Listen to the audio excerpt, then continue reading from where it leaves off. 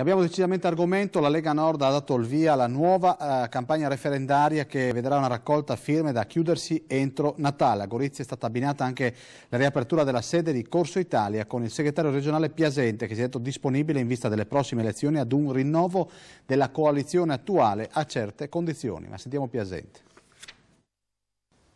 Alla presenza del segretario del Friuli Venezia Giulia, Piasente, il quale ha ricordato che il Carroccio è un movimento rivoluzionario, la Lega Nord di Gorizia ha aperto la rinnovata sede di Corso Italia e ha lanciato la campagna referendaria che vedrà impegnati i volontari del partito di Alberto Del Giussano nel coinvolgere i cittadini a firmare per argomenti come abolizione IMU, Europa e il trattenimento del 75% dei tributi in regione.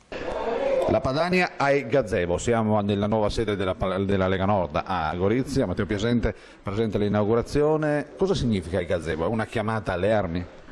È una chiamata alle armi per raccogliere le firme per le proposte di iniziativa popolare della Lega per tenere sul nostro territorio il 75% delle tasse che paghiamo.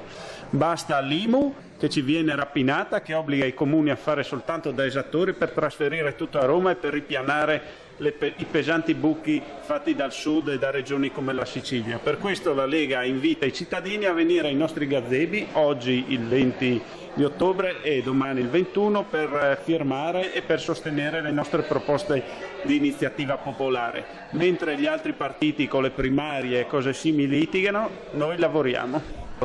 E sulle prossime amministrative, e regionali in particolar modo, correreste anche da soli?